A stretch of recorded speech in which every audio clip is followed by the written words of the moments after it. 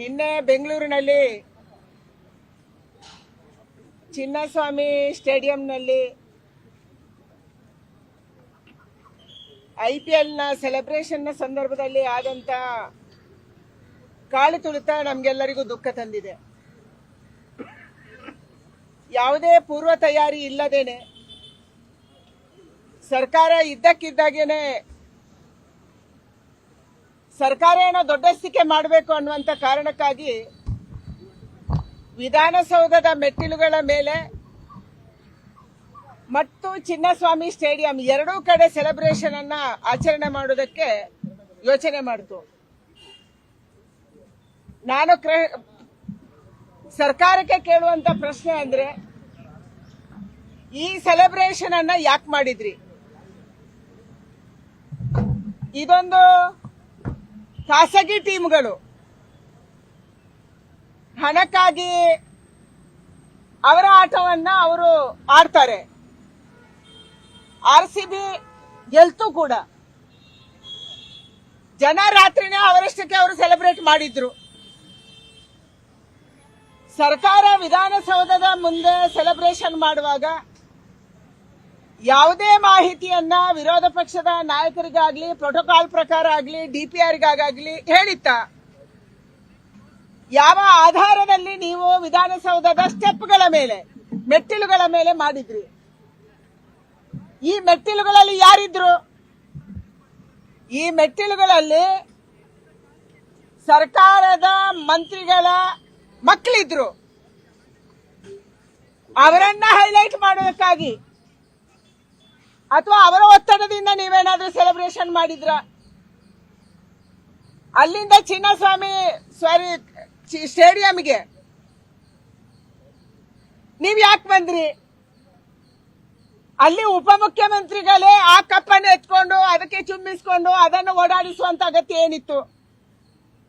ಇದು ಇಂಟರ್ನ್ಯಾಷನಲ್ ಸ್ಪರ್ಧೆನೂ ಆಗಿರ್ಲಿಲ್ಲ, ಅಥವಾ ಕರ್ನಾಟಕಕ್ಕೇನೋ ಲಾಭ ಆಗುತ್ತೆ ಅನ್ನುವಂತ ಸ್ಪರ್ಧೆನೂ ಅಲ್ಲ. ಯಾರೋ ಕರ್ನಾಟಕದ, ಭಾರತದ ಹೆಸರನ್ನ ಬಹಳ ಮೇಲಕ್ಕೇರಿಸಿದ್ದಾರೆ, ಒಲಿಂಪಿಕ್ ಅಲ್ಲಿ ಗೆದ್ದು ಬಂದಿದ್ದಾರೆ ಅಂತ ಸೆಲೆಬ್ರೇಷನ್ ಅಲ್ಲ. ಪೂರ್ವ ತಯಾರಿ ಇಲ್ಲದೇನೆ, ಪೊಲೀಸರ ಅನುಮತಿಯನ್ನ ಪಡೆಯದೆ ನೀವು ಸೆಲೆಬ್ರೇಷನ್ ಹೆಂಗ್ ಮಾಡಿದ್ರಿ?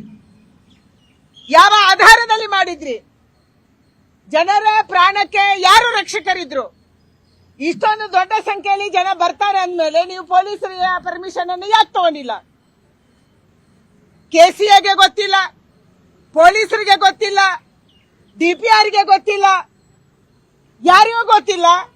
ಮೊದಲು ಫ್ರೀ ಅಂತ ಹೇಳಿದ್ರಿ, ರಾತ್ರಿ ಇದ್ದಕ್ಕಿದ್ದಾಗೆ ಪಾಸಸ್ ಇದೆ ಅಂತ ಹೇಳಿದ್ರಿ, ಆನ್ಲೈನ್ ಪಾಸಸ್ ಕೊಟ್ರಿ, ಮತ್ತೆ ಪಾಸಸ್ ಕ್ಯಾನ್ಸಲ್ ಮಾಡಿದ್ರಿ. ಕೇವಲ 2-3 ಗೇಟ್ ಅನ್ನು ಮಾತ್ರ ತೆಗೆದ್ರಿ. ಚಿನ್ನಸ್ವಾಮಿ ಸ್ಟೇಡಿಯಂನಲ್ಲಿರುವಂತ 12ಕ್ಕಿಂತ ಹೆಚ್ಚು ಗೇಟ್ ಅನ್ನ ನೀವು ಫ್ರೀ ಅಂದ್ರೆ ತೆಗಿಬೇಕಾಗಿತ್ತು, ಯಾಕೆ ತೆಗ್ದಿಲ್ಲ? ಇವರೆಲ್ಲರೂ ಕೂಡ ಇವತ್ತು ಆಸ್ಪತ್ರೆಯಲ್ಲಿ ಇರುವಂತವರು. ಗೇಟ್ ಕ್ಲೋಸ್ ಇದ್ದಂತ ಗೇಟ್ ಅನ್ನ ಓಪನ್ ಮಾಡಿದಾಗ ಪುಷ್ ಮಾಡಿ ಬಿದ್ದಂತವರು, ಬಿದ್ದು ಗಾಯಗೊಂಡಂತವರು ಮತ್ತು ಸತ್ತಂತವರು. ನೀವು ಆ ಗೇಟ್ ಅನ್ನ ಮೊದಲೇ ಓಪನ್ ಮಾಡಿದ್ರೆ ಇವ್ರು ಯಾರು ಕೂಡ ಸಾಯ್ತಾ ಇರಲಿಲ್ಲ, ಇವ್ರು ಯಾರು ಕೂಡ ಗಾಯಾಳುಗಳು ಆಗ್ತಾ ಇರಲಿಲ್ಲ.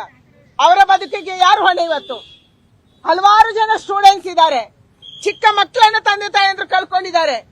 ಯಾರನ್ನ ನಂಬಿ ಬಂದಿದ್ರು ಅವರು? ಸರ್ಕಾರವನ್ನ ನಂಬಿ, ಸರ್ಕಾರ ನಮ್ಗೆ ರಕ್ಷಣೆ ಕೊಡುತ್ತೆ, ಪೊಲೀಸರು ನಮ್ಗೆ ರಕ್ಷಣೆ ಕೊಡುತ್ತೆ ಅನ್ನುವಂಥದ್ದನ್ನ ನಂಬಿ ಬಂದಿದ್ರು.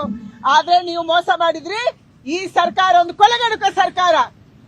ನಿಮ್ಮ ಬಾಡಿ ಲ್ಯಾಂಗ್ವೇಜ್, ನೀವು ಮಾತಾಡುವಂತ ರೀತಿ, ನೀವು ಕೇಸಿಗೆ ಇನ್ಫಾರ್ಮ್ ಮಾಡಿಲ್ಲ, ಇವತ್ತು KCA ಮೇಲೆ ನೀವು ಆರೋಪ ಮಾಡ್ತಾ ಇದ್ದೀರಿ. ಪೊಲೀಸರಿಗೆ ಇನ್ಫಾರ್ಮ್ ಮಾಡಿಲ್ಲ, ಇವತ್ತು ಜನ ಪೊಲೀಸರ ಬಗ್ಗೆ ಮಾತಾಡ್ತಿದ್ದಾರೆ. ಮೊನ್ನೆ ನಡೆದಂತ ಪಂದ್ಯದಲ್ಲಿ 5 ಲಕ್ಷ ಜನ ನರೇಂದ್ರ ಮೋದಿ ಸ್ಟೇಡಿಯಂ ಅಲ್ಲಿ ಗುಜರಾತ್ ಅಲ್ಲಿ ಸೇರಿದ್ರು, ಏನೂ ಆಗಿಲ್ಲ. ಕರ್ನಾಟಕ ರಾಜ್ಯದಲ್ಲಿ ಕೂಡ ಹಲವಾರು ಇಂಥ ದೊಡ್ಡ ಕಾರ್ಯಕ್ರಮಗಳನ್ನ ನಮ್ಮ ರಾಜ್ಯದ ಪೊಲೀಸರು, ನಮ್ಮ ರಾಜ್ಯದ ವ್ಯವಸ್ಥೆ ಮಾಡಿದೆ, ಅವ್ರಿಗೇನೂ ಆಗಿರ್ಲಿಲ್ಲ. ಆದ್ರೆ ನೀವು ನಿಮ್ಮ ಮಕ್ಕಳನ್ನ ಪ್ರೊಜೆಕ್ಟ್ ಮಾಡೋದಕ್ಕಾಗಿ, ದೊಡ್ಡಸ್ತಿಗೆ ತೋರಿಸೋದಕ್ಕಾಗಿ ಇವತ್ತು ಈ ಜನರನ್ನ ಬಲಿ ಕೊಟ್ಟಿದ್ದೀರಿ. ಅದಕ್ಕಾಗಿ ಇದೊಂದು ಕೊಲೆಗಡುಕ ಸರ್ಕಾರ ಇದೆ. ಇವತ್ತು ನೀವು ಮ್ಯಾಜಿಸ್ಟ್ರೇಟ್ ಎನ್ಕ್ವೈರಿಯನ್ನು ಮಾಡಿದ್ರಿ. ಯಾರಪ್ಪ ಮ್ಯಾಜಿಸ್ಟ್ರೇಟು? ಯಾರನ್ನು ಮಾಡಿದ್ರಿ? ಲೆಟರ್ ಇದೆ, ನಿಮ್ಮ ಸುತ್ತೋಲೆ ಇದೆ. ಯಾರು ಆರೋಪಿ ಸ್ಥಾನದಲ್ಲಿ ನಿಲ್ಬೇಕು? ಬೆಂಗಳೂರಿನ ಡಿಸಿ ಅಂತಂದ್ರೆ ಇದು ಬೆಂಗಳೂರಿನ ಇನ್ಚಾರ್ಜ್ ಅವರು ಒಬ್ರು ಆರೋಪಿತರು, ಸರ್ಕಾರ ಆರೋಪಿತ. ಸರ್ಕಾರದ ಒಂದು ಭಾಗವಾಗಿರುವಂತ ಡಿಸಿಯನ್ನ ನೀವು ಮ್ಯಾಜಿಸ್ಟ್ರೇಟ್ ಎನ್ಕ್ವೈರಿ ಮಾಡಿದ್ರಿ. ಅವ್ರೇನು ಎನ್ಕ್ವೈರಿ ರಿಪೋರ್ಟ್ ಕೊಡಕ್ಕೆ ಸಾಧ್ಯ? ನೀವು ಹೇಳಿ ನಂಗೆ. ಬೆಂಗಳೂರಿನ ಡಿಸಿ ಯಾರು ಈ ಜವಾಬ್ದಾರಿಯನ್ನು ಹೊರ್ತಿದ್ದಾರೆ ಹೊರಬೇಕಾಗಿತ್ತು. ನೀವು ಅವ್ರಿಗೆ ಸರ್ಕಾರ ಅವರಿಗೆ ಇನ್ಫಾರ್ಮ್ ಮಾಡಬೇಕಾಗಿತ್ತು. ಅವರಿಗೂ ಗೊತ್ತಿರ್ಲಿಕ್ಕಿಲ್ಲ. ಇನ್ಫಾರ್ಮ್ ಮಾಡಬೇಕಾಗಿತ್ತು. ನಿಮ್ಮ ಒಬ್ಬ ಅಧಿಕಾರಿಯನ್ನು ನೀವು ಎನ್ಕ್ವೈರಿ ಕಮಿಟಿ ಮಾಡಿದಿರಿ. ಮೋಸ ಇದು. ಜನಕ್ಕೆ ಕಣ್ಣೆರೆಸುವಂತ ತಂತ್ರ ಮಾಡ್ತಾ ಇದ್ದೀರಿ, ಮೋಸ ಮಾಡ್ತಾ ಇದ್ದೀರಿ. ಇದರಿಂದ ಯಾವುದೇ ಎನ್ಕ್ವೈರಿ ಆಗಲ್ಲ, ಖಂಡಿತ ಆಗಲ್ಲ. ನ್ಯಾಯನೂ ಸಿಗಲ್ಲ, ಸತ್ತವರಿಗೆ ನ್ಯಾಯನೂ ಸಿಗಲ್ಲ. ಅದಕ್ಕಾಗಿ ನಾನು ಆಗ್ರಹ ಮಾಡ್ತಾ ಇದ್ದೀನಿ, ಸಿಟ್ಟಿಂಗ್ ಹೈಕೋರ್ಟ್ ಜಡ್ಜನ ಕಮಿಟಿಯನ್ನು ಮಾಡಿ ಎನ್ಕ್ವೈರಿ ಮಾಡಬೇಕು. ನಾನು ಸರ್ಕಾರಕ್ಕೆ ಕೇಳ್ತಾ ಇದ್ದೀನಿ, ಅಲ್ಲೂ ಅರ್ಜುನ್ ಅವರು ತೆಲಂಗಾಣದಲ್ಲಿ ಪುಷ್ಪ ಫಿಲ್ಮಿನ ಪ್ರಮೋಷನ್ ಸಂದರ್ಭದಲ್ಲಿ ಒಬ್ರು ಕಾಲ್ತುಳಿತದಲ್ಲಿ ಸತ್ರು. ಅಲ್ಲಿನ ಸರ್ಕಾರ ಏನ್ ಮಾಡ್ತು? ಗರ್ಸಿತ್ತು ಅವರಿಗೆ. ಅಲ್ಲಿನ ಸರ್ಕಾರ ಏನ್ ಮಾಡ್ತು? ಅಲ್ಲೂ ಅರ್ಜುನ್ ಅವರನ್ನ ಮನೆಯಿಂದ ಹೋಗಿ ಹೇಳ್ಕೊಂಡ್ ಬಂತು. ನಾನು ಈ ಸರ್ಕಾರಕ್ಕೆ ಕೇಳ್ತಾ ಇದ್ದೀನಿ, ನೀವು ಯಾರನ್ನ ಮನೆಯಿಂದ ಹೇಳ್ಕೊಂಡು ಬಂದು ಅರೆಸ್ಟ್ ಮಾಡ್ತೀರಿ ಹೇಳಿ ನಂಗೆ. ಇದಕ್ಕೆ ಯಾರು ಕಾರಣೀಕರ್ತರು? ಡಿ ಕೆ ಶಿವಕುಮಾರ್ ಅವರ, ಸಿದ್ದರಾಮಯ್ಯನವರ? ಯಾರು ಇದಕ್ಕೆ ಕಾರಣೀಕರ್ತರು? ಯಾರನ್ನ ಅರೆಸ್ಟ್ ಮಾಡಬೇಕಾಗಿದೆ? ಅದಕ್ಕಾಗಿ ಇವತ್ತು ತಕ್ಷಣ ಈ ಸರ್ಕಾರ ರಾಜೀನಾಮೆಯನ್ನು ಕೊಡಬೇಕು. ಡಿಸಿಎಂ ಅವರ ರಾಜೀನಾಮೆಯನ್ನು ತಗೋಬೇಕು. ನ್ಯಾಯಾಂಗ ತನಿಖೆ ಆಗಬೇಕು. ಕನ್ನಡ ಸ್ವತಂತ್ರವನ್ನು ಮಾಡಬೇಡಿ. ಇದರಲ್ಲಿ ಡಿಸಿ ಜಗದೀಶ್ ಅವರ ಹೆಸರಿದೆ, ಪಕ್ಕ ಬರೆದಿದ್ದಾರೆ. ಜಗದೀಶ IAS ಜಿಲ್ಲಾಧಿಕಾರಿ ಹಾಗೂ ದಂಡಾಧಿಕಾರಿಗಳು ಬೆಂಗಳೂರು ನಗರ ಜಿಲ್ಲೆ. ಇವರು ಎನ್ಕ್ವೈರಿ ಮಾಡಕ್ಕೆ ಸಾಧ್ಯನಾ? ಅವರನ್ನು ಯಾಕೆ ಬಲಿಪಶು ಮಾಡ್ತಾ ಇದ್ದೀರಿ? ಅದಕ್ಕಾಗಿ ನಾನು ಆಗ್ರಹ ಮಾಡ್ತೀನಿ, ತಕ್ಷಣ ಡಿ ಕೆ ಶಿವಕುಮಾರ್ ಅವರು ರಾಜೀನಾಮೆಯನ್ನು ಕೊಟ್ಟು ಈ ಒಂದು ಎನ್ಕ್ವೈರಿಯನ್ನ ಫೇಸ್ ಮಾಡಬೇಕು. ಹೇಗೆ ಅಲ್ಲು ಅರ್ಜುನ್ ಅವರನ್ನ ಮನೆಯಿಂದ ಹೇಳ್ಕೊಂಡು ಬಂದಿದ್ರು, ಅದೇ ರೀತಿ ಕರ್ನಾಟಕದಲ್ಲಿ ಆಗುತ್ತಾ ಅನ್ನುವಂಥದ್ದನ್ನ ಕರ್ನಾಟಕದ ಜನ ನೋಡ್ತಾ ಇದ್ದಾರೆ. ಯಾವುದೇ ಪೂರ್ವ ತಯಾರಿ ಇಲ್ಲದೇನೆ ಈ ಒಂದು ಸೆಲೆಬ್ರೇಷನ್ ಅನ್ನ ಮಾಡಿರುವಂತದ್ದು ಇವತ್ತು ಕ್ರಿಮಿನಲ್ ಆಗಿದೆ.